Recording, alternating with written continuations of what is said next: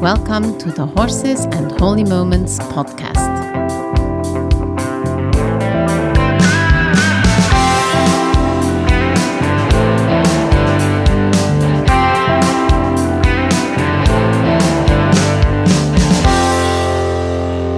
Hi, Ingela. Hey, Corey, how are you? I am great. Here we are again. Here we are again. Another episode. Are you ready? I'm ready. Hope our listeners are ready. Yes. Well, with that, we're going to jump right in. In a previous episode, actually, I believe it might have been our first episode where Ingela spoke about her life. It's called Ingela's Life. She really gave some of her history and about her life. And she spoke about a vision God gave her of taking horses to Africa. And I know there's a lot there, but Ingela, was it just really easy sailing? Were there some challenges in that calling that God gave you? Okay, so this story played in December 2005.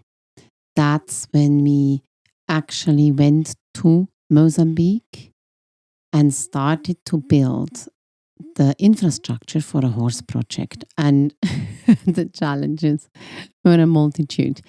We could probably do at least 20 podcasts on that story. Oh my goodness. So we're going to focus on one, which was another, what I call holy moment regarding a horse called Ben. Awesome.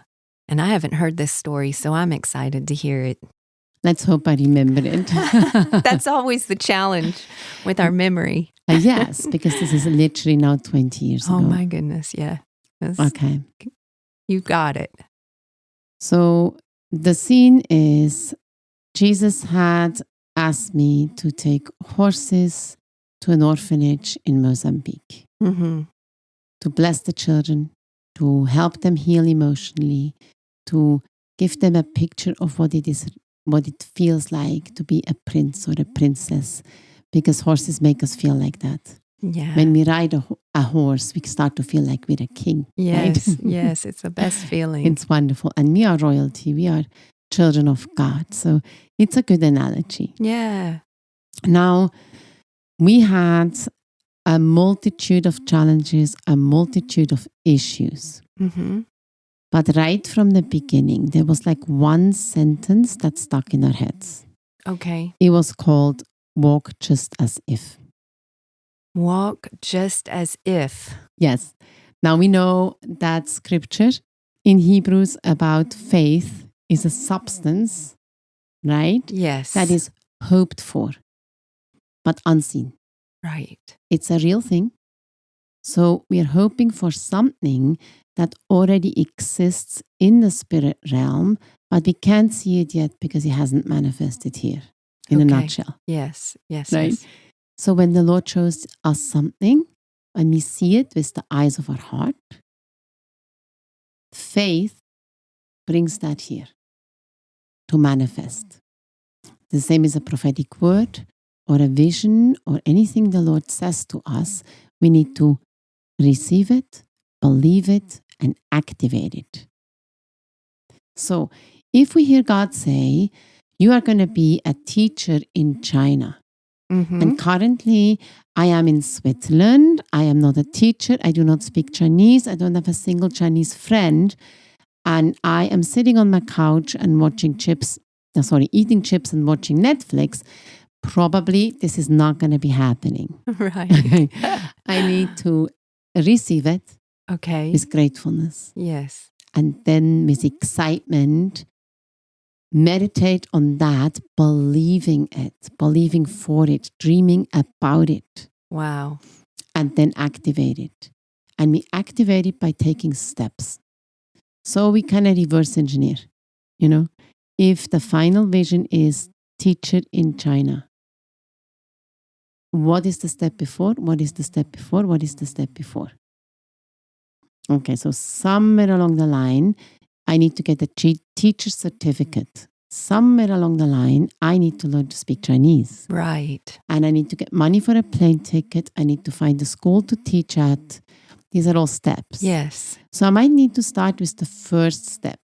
Get an app on my phone and start to learn basic Chinese, find some Chinese friends, start to pray about China, for the people there, etc. Right? Yes. So this was my process. Okay. The Lord showed me the vision of taking horses to orphans in Africa at that time.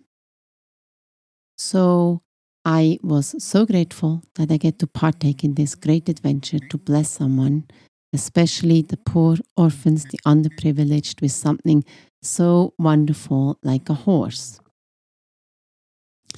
And I would spend time thanking the Lord while seeing already what He showed me. Horses in Africa on a base with children. Wow. With gratefulness and excitement in my heart. Yeah. All right. But right now, we don't have anything. Okay. There is no fences, no paddocks, no horses, no place. Mm. So through a series of events, which we can maybe talk in another podcast, I got contacted by Heidi and Roland Baker of Iris Ministries. They have many orphanages in Africa. And they asked me if I would do a horse project in Pemba, Mozambique. Oh, wow. Bring horses to their base. Yes. So I was very excited about that. And that is another story all by itself because it's kind of fantastic just that I even was asked. Oh, wow. That alone is a holy moment. Okay. But now we're at the place where I'm going to, where the rubber meets the road, I'm now stepping out to do it. Okay? Okay.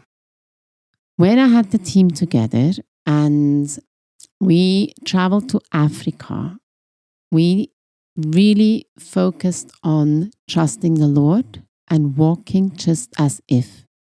We walked just as if we had the money, just as if we had wooden fence posts, just as if we had horses, just as if we had grass and horse feed and contacts and vets and people that have horses. And we had nothing. Amazing. So in a nutshell, we prayed and worshipped every day. It was wonderful. And we started with what we had. You know, Okay. that's actually a piece of advice I would like to give to everyone. That's Look great. at what you have. Yeah. Do not look at what you don't have. God knows what we don't have, and He knows what we have. So when He's asking us to go and do something, He is not surprised that we don't have or do have. Yes. Yes. Yes. So I had two other girls with me, my friend Heather Okay. and my friend Madeline, who was working for me on a farm in England. Wow. And us three, we set off to Pemba, Mozambique. We were allocated a place where we can build a round pen Okay. and an arena. But Pemba is by the beach, by the ocean. It's sand. There is no grass, there's no hay, there's no horse fields, there is no horses. Okay? So right from the first day, we started to find people that might know people who have horses. We talked to them, we called them. We really, really tried to find horse people. This proved to be exceedingly difficult. There was none in Pemba. There were 30 horses in Maputo. Uh-huh. I think that's like 40-hour drive south. Oh my goodness. Something That's like far. that. Far. And I contacted them and they said, no, they're not willing to sell any horse to us. It was hard enough for them to get the horses, so they are not willing to sell, not even one. That was a completely closed door. And everywhere we asked, everywhere we looked, there were occasionally a person that had a horse or a little riding holiday center, but nobody was willing to sell. Okay. Nothing. Because I think because of the war, all the horses were killed, probably eaten, I don't know.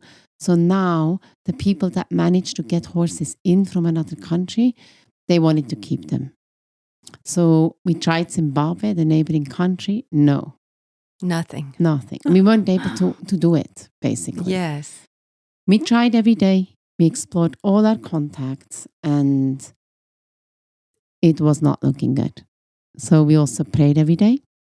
And finally, we found a man that had 5 horses in a place called Nampula, and that was 400 kilometers away, so about a 6-hour drive. Okay. Okay.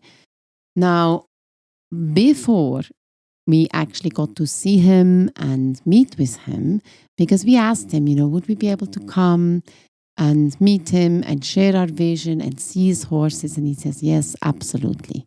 But before we got connected with him, we had started to build the facility. Okay. Okay. So what we have in our hearts is to build it, even though we had absolutely no option to buy a horse or even borrow a horse. We knew that. Okay. But we walked just as if. As if. Mm-hmm. And when you walk just as if, everything is already built, everything is already there, Yes. Horses are available, the project is up and running. For as long you have something to do, it's kind of okay because you're busy building. Now there is a lot of miracles involved in this, even how we got the posts, how we got the rubber ties, how we got the finances to build it, the people that helped us, etc. Okay. And that again, I'm going to tell you in another story. But for now, we started with what we had in our hands. It was a Swiss Army knife, Okay. a long piece of string, a roll, Yes. and that's it. So we said, that's not much, is it? That's a lot of as if. Yeah. So we stood by the bare ground. Okay. On the base. This is a base that then housed 550 kids. Wow. And we stood there. The kids were still on the other base right next door, and we walked there every morning to start to prepare. We stood on that base. There were houses there for visitors to live in already. There was a kitchen, those kind of things. Yeah. We stood in the patch that had been allocated to us, and we said, Lord, what's in our hands? A Swiss Army knife and a piece of string. Wow. What can we do? Oh my goodness. Well, it's amazing what you can do with those 2 items. He showed you then. Well, we started measuring our arena out. Okay. And our round pen. Okay. That was our step 1. We managed to do the planning. So we used sticks, little sticks, and we borrowed a soup spoon from the kitchen. And we dug first a little hole, and we put a stick in, and we basically used the string, and we lined up with the buildings to walk out a 20 by 40 arena and to stake out the round pen. And there was little bamboo sticks and stuff on the place. So we just put little stakes in the ground where our fence posts were going to be, where our holes were going to be. That was step 1. And we had trouble even with getting a square arena or a rectangular arena, because what we didn't realize is the buildings weren't at the right angle. Oh, okay. So if you are lining up a one person, walk 40 yards from that corner, and the other person walks 40 yards, and then we Yes. measure it like that Yes. by looking at the other corner of the house Yes. and lining it up, then at 40 yards distance, you're 1 or 2 yards out or more, depending on how crooked the wall is or their angle. Mm. So we had a little moments of frustration, because we're like, how can you be over there? This is not square. You're way far there. And then we realized after a few hours of struggle, it's because where we're lining our arena up, those things are not at the rectangle. Wow. But we made it. We staked out our arena with our Swiss Army knife and little pegs. And then we're still in the phase, walk just as if. We had no posts. We had no wood. We had no tools. No machete, no shovel, nothing. No money, nothing.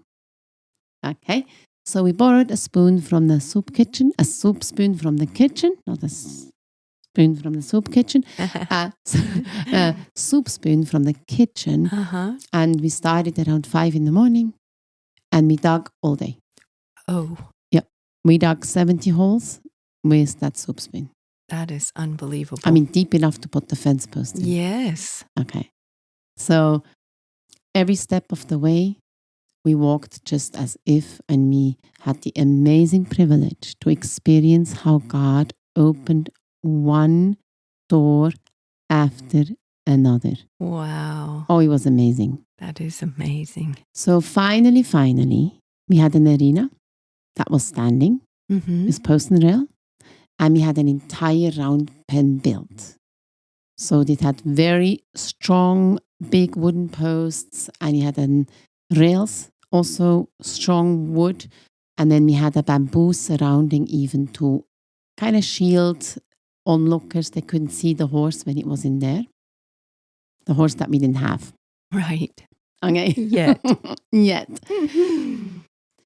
Then we traveled to meet this man who has these 5 horses in Nampula. Okay. And he was so nice.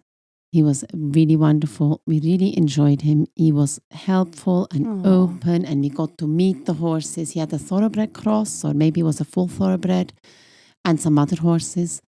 And the thoroughbred was called Ben. Okay. A tall, lanky, skinny animal. Uh-huh. And I said to him, listen, the Lord gave us this vision. We really need a horse. We need you to sell us one. And he said, listen, I can't. I cannot. I have a disabled son. The horses are extremely important to my children. Wow. We only have these 5. I cannot sell one to you. Wow. So I said to him, would you lend me one? And he said, no. No, another Of no. course, there is a woman standing in front of him that he has never met. He has no idea of my horsemanship level. He has no idea if I know anything about horses. And in a country like Mozambique, there is a risk he loses that horse. It's dead. Yes. Right? Yes. So, I mean, I wouldn't have lent it to him. To me, I wouldn't. I wouldn't have lent my horse to a stranger. Yes. But I said, please think about it. You're like our only hope. We have no possibility to get a horse there. And we were there for 30 days, and we needed to get the horse there within the 30 days that we were there. Wow. He totally understood our situation, and he really wanted to help us. I could feel his heart, but he said no. And we had to accept that. So we got in the car and we drove all the way back to the base. And we decided to keep walking just as if. Okay. You kept it going. Oh, yeah. So now came our next step. We borrowed a flatbed truck. These are little cabins with a flatbed at the back with tiny little sides, maybe a foot high. Okay. And they were used by the ministry to pick up children and people locally to bring them to events or to church, or also help people and drive them around. Okay. So we borrowed one of them, and we decided to remodel that into a trailer, but in such a way that we don't damage the truck and it can be taken down anytime. Okay. Through another miracle, we had met the man called Frank from South Africa. And he knew how to weld, and he had a welder. Wow. We didn't have much electricity, so the electricity cut out quite often. But he came and he helped us weld a cage together with metal pipes that we put on top of that flatbed truck. And we left a little space at the back to put a ramp so the horse could get up onto the truck. Wow. So the ramp had to be made quite steep. Uh-huh. Because otherwise we shortened the room that the horse would have on that truck. And already as it was, the horse would need to travel diagonally. It was tight, and it was quite high up. So we built this cage on top of the truck. We built a ramp, a very strong ramp, and we loaded that on the back of the truck. And then we used a black, like a type of plastic mesh that can keep wind out, but it has little holes in it. Okay. and we strapped that around the front of that cage. The cage was open at the top. And then we started to make hay nets ourselves. Wow. We looked up on the internet how to make a hay net, as we couldn't buy one. Wow. And we knotted it all together. And there was another place we had to take the bus to go get grass. And we went to get the grass and we dried it and we put that in the hay net. So we were ready to pick up a horse, but we didn't have a horse. Wow. And we kept going, walk just as if. And we were doing okay, Yes. walking mostly by faith, sometimes wavering, sometimes doubting. But as I said, while you still have things to do that you can actively do, you feel okay. Yes. Because there's still stuff to do. Yes. But of course, then there came the day. We are done. We have everything ready.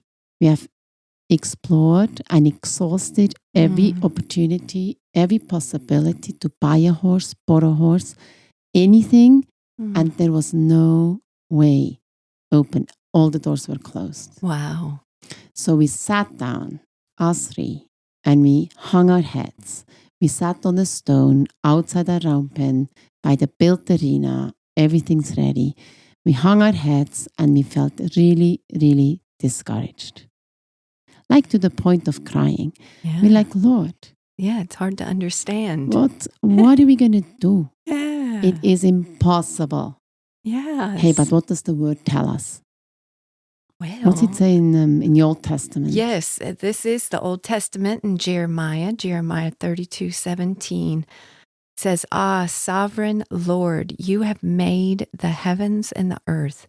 By your great power and outstretched arm, nothing is too hard for you. So good. So good. The word tells us nothing is too hard for God. And He has given us this vision, and we stepped up. We received it, we believed it, we activated it, and now there's nothing else we can do. I actually believe that is how God loves to work with us. There is always a part that only He can do. If the vision is from Him, there is a part we cannot do in our human strength when we have exhausted all our possibilities. And then He comes through and does the miracle. And He gets all the glory and everybody stands in awe of Him and it's amazing. And we start to see how great He is, how miraculous He is, how supernatural He is, right? Yes. So we're like, we have thought of maybe the horse will the Lord would supernaturally manifest the horse and it just appears. Yeah. But nothing like that happened. Okay.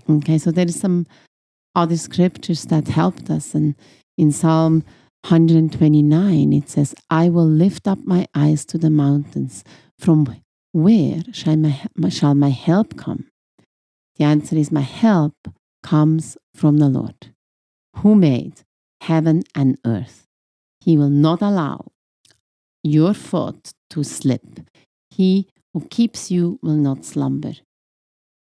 So we took also refuge in that scripture that our help comes from the Lord. So awesome. There's another one on nothing is impossible for God, right? It's in Luke 1:37 when the angel came to Mary. Okay, yeah. And then the angel is also telling Mary that Elizabeth, in her old age, is going to receive a baby too. Yes. John the Baptist, right? Yes. And then it says, for nothing will be impossible with God. Luke 1:37. And that, when you're very old, that is impossible in the natural. Right. So we took comfort in that and strength that, it's impossible for us, but we have all these stories in the Bible and nothing, absolutely nothing is impossible for God. Not healing, not salvation, not provision, not food multiplication. We have food multiplication in the Bible, right? Yeah. Okay, we don't need food multiplication. We need a horse. Yes, exactly. However, on that day, we did sit and hang our heads. And I felt what I would say, faithless. I had Okay. no faith. Just discouraged. Oh, yeah. Hugely discouraged. We didn't know what to do. We did not know. We had already prayed for Yeah. nearly 30 days every day. We're praying and believing and dreaming on how this would happen and how the Lord would give us a horse, and nothing. So we sit there, Okay. and one of Heidi and Roland's boys, his name is Norberto. He's also a worshiper and he has a guitar. He came over and he said, "Hey, you guys look discouraged. Let me play a song and let's worship the Lord together. I am going to sing a song over you." And we're like, "Okay, that's wonderful. Thank you." So he sat down and he starts to sing. And you know what he's singing? What is he singing? Okay, you have to understand. We told him nothing about that problem. He's not involved in this project at all. He starts to worship the Lord. He starts to just praise him. And then he switches into prophetic declaration in his song. Okay. And he sings, "Daddy will provide a horse. Oh. Daddy will provide a horse. Daddy will provide a horse. Daddy will provide a horse." And I am thinking, there's just no way. I'm still not encouraged. I am not. I'm thinking, I don't know, I was in a bad place. And I think the rest of my team was not in a much better place. So we're hanging our heads still. Yes. Listening to the boy singing, "Daddy will provide a horse." And I was thinking, okay, that's nice, but how? It's not happening, right? So, but my soul was lifted up a little bit. And I started to say, okay, come on, my soul, lift up your head. Daddy will provide a horse. And then he was finished singing and my phone rings. Oh my goodness. Right after he played the last note, my phone rings and it is this man with these 5 horses. And you know what he says? Maybe he's going to give you one. Maybe. I think that one is still a no. Okay. But, what did he say? Okay. He said, "Hello, Ingela. I am on holiday with my family. And I would really like to enjoy my holiday. But I cannot because for the last 3 nights, God keeps me awake the entire night and is telling me to lend you a horse. And I told him I won't. I'm not doing it. But now I'm extremely tired. I'm grouchy. My family is not enjoying me. I'm not enjoying the family. I'm not enjoying the holiday. And I want to enjoy my holiday. So I am lending you Ben. Can you please drive to my place, pick up the horse so I can sleep?" And I'm like, yay, God. Yay, God. Yay, God. So you see this? That is a holy moment. Such a holy God moment. intervened on behalf of us, keeping a guy that doesn't want to lend me a horse awake to change his heart, to lend me a horse. So I said to him on the phone, "I promise you that I'm going to bring your horse back in better condition, more healthy, and very, very well trained for your disabled boy. Oh, It will be a blessing to you." yes. I said, "I need him for 6 weeks. How is that?" He said, "Deal." Oh, that is so great. So I said, "Well, how do I get it?" And he said, "Just drive there. I'll let my workman know and load him up." So that is our story. We set off with a makeshift truck. We drove the 400 kilometers through massive potholes on the road. Yeah, massive.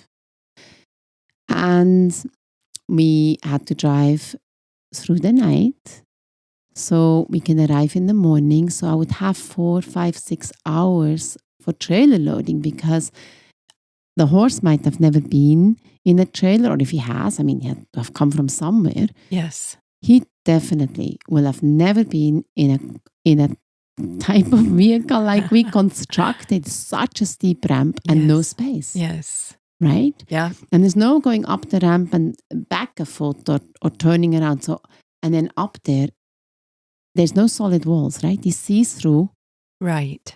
all 4 walls and through the top. Wow. It's something for a horse, right? So it did take me about 4 or 5 hours. Wow. And the horse was relaxed, calm, confident on the trailer. And we drove him all the way back.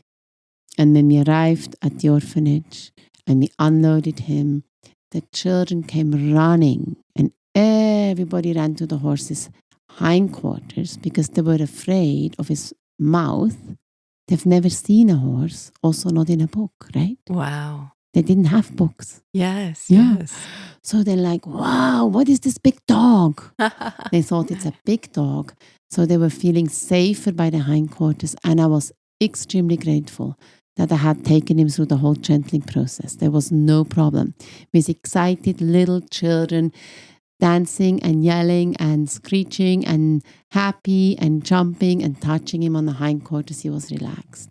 Oh, that's awesome. That was the beginning of the Horses for Mozambique. So the Horses for Orphans project in Mozambique.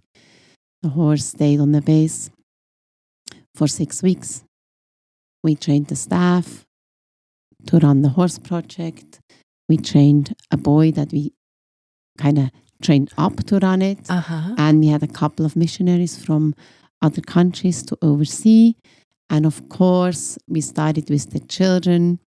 And that was the very, very beginning. And then one of my team members, 5-6 weeks later, I had to leave. I went back to England. Okay. And she, by herself, stayed in Africa and then took the horse back to the owner. Wow. That is such an incredible story. Oh my goodness, I just love so much about it. I've never heard it. I think I've seen a picture of the horse. Trailer. Well, I think the horse, maybe the trailer too. I can have a picture in my mind, but We could post it on our Instagram channel. yeah, with the I think there's some children on a bay horse. Was he bay? He was chestnut. Chestnut. The Okay. first one was chestnut. We later brought 4 more from South Africa. Okay, Yeah. there you go. Oh, That's another story. that's so great. So act as if and Walk just as if. but God, He loves to answer our prayers and come in when we just don't think there is an answer. And he He made is the impossible possible. the God of the impossible. And the unseen became reality. Yes. The walk just as if. Yes, there's so many beautiful little gems in there. So thank you everybody for listening, and we will see you in 2 weeks. We see you in 2 weeks. Bye-bye. Thank you for listening to the Horses and Holy Moments podcast. Stay tuned for the next episode.